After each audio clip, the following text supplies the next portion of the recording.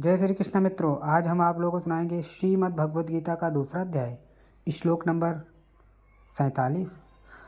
कर्मण्येवाधिकारस्ते माँ फलेषु कदाचन माँ कर्मफल हेतुर्भुर्मा ते संगस्तौ कर्मणि। अर्थात कर्म करने में ही तेरा अधिकार है, फल में कभी नहीं।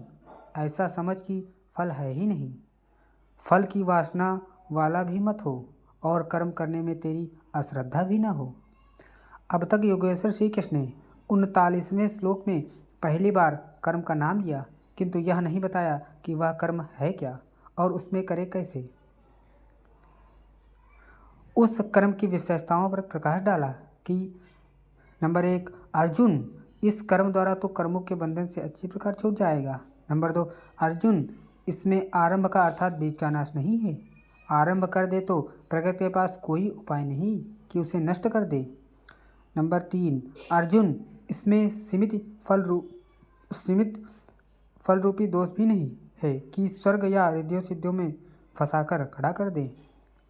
नंबर 4, अर्जुन इस कर्म को कार्य देना ही धर्म है। इस धर्म को थोड़ा भी साधन जन्म मरण के भय से उद्धार करने वाला होता है,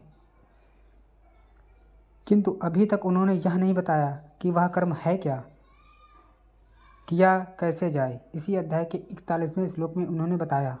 नंबर 5, अर्जुन इसमें निश्चयात्मक बुद्धि एक ही है, क्रिया एक ही है, तो क्या बहुत सी क्रिया वाले भजन नहीं करते। श्री कृष्ण कहते हैं वे कर्म नहीं करते। इसका कारण बताते हुए वे कहते हैं कि अविवेकियों की बुद्धि अनंत शाखाओं वाली होती है, इसलिए वे अनंत क्रियाओं का विस्तार कर लेते हैं।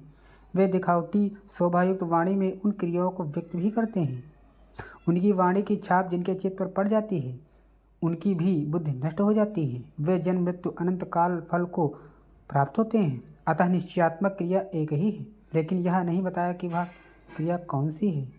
47वें श्लोक में उन्होंने कहा, अर्जुन कर्म करने में ही तेरा अधिकार है, फल में कभी नहीं।